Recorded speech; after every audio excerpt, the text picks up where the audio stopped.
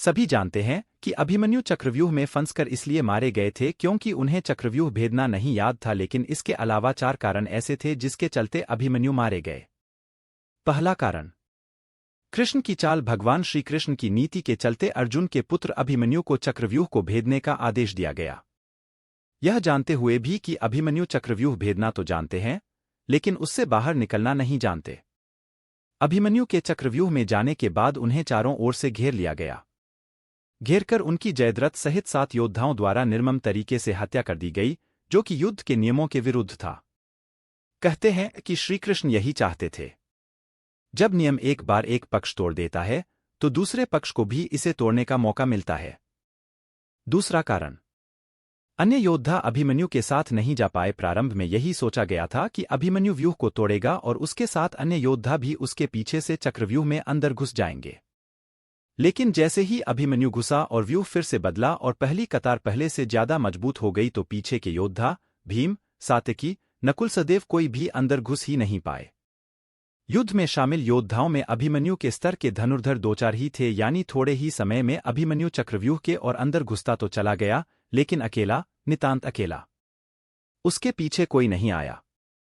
तीसरा कारण, लड़ते लड़ते थक जाना। जैसे जैसे अभिमन्यु चक्रव्यूह के सेंटर में पहुंचते गए, वैसे वैसे वहां खड़े योद्धाओं का घनत्व और योद्धाओं का कौशल उन्हें बढ़ा हुआ मिला, क्योंकि वे सभी योद्धा युद्ध नहीं कर रहे थे, बस खड़े थे, जबकि अभिमन्यु युद्ध करता हुआ सेंटर में पहुंचता है। वे जहां युद्ध और व्यूहरचना तोड़ने के कारण मानसिक और शारीरिक रूप से थके हुए थे, वहीं कौरव पक्ष के योद्धा तरोताजा थे। ऐसे में अभिमन्यु के पास चक्रव्यूह से निकलने का ज्ञान होता तो वे बच जाते, या उनके पीछे अन्य योद्धा भी उनका साथ देने के लिए आते तो भी वे बच जाते। लेकिन थकान के कारण वे अधिक जोश और होश से लड़ नहीं पाए। चौथा कारण, युद्ध नियम के विरुद्ध हत्या। अर्जुन पुत्र अभिमन्यु चक्रव्यूह भेदने के लिए उसमें घुस गया।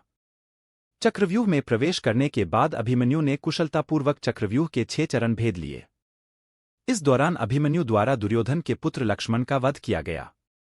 अपने पुत्र को मृत देख दुर्योधन के क्रोध की कोई सीमा न रही। तब कौरवों ने युद्ध के सारे नियम ताक में रख दिए।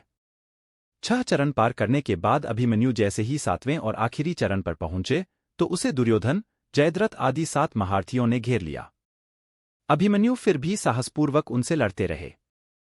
7 ने मिलकर अभिमन्यु के रथ के घोड़ों को मार दिया। फिर भी अपनी रक्षा करने के लिए अभिमन्यु ने अपने रथ के पहिए को अपने ऊपर रक्षा कवच बनाते हुए रख लिया और दाएं हाथ से तलवारबाजी करता रहा। कुछ देर बाद अभिमन्यु की तलवार टूट गई और रथ का पहिया भी चकनाचूर हो गया। अब अभिमन्यु निहत्था था।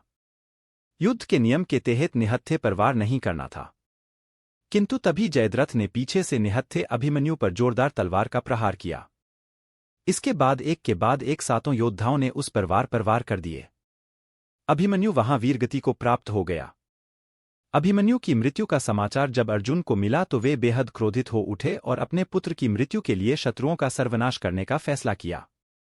सबसे पहले उन्होंने कल की संध्या का सूर्य ढलने के पूर्व जयद्रथ को मारने की शपथ ली। यही 4 कारण से अभिमन्यु मारे गए। यदि अच्छा लगा हो तो चैनल को सब्सक्राइब करें।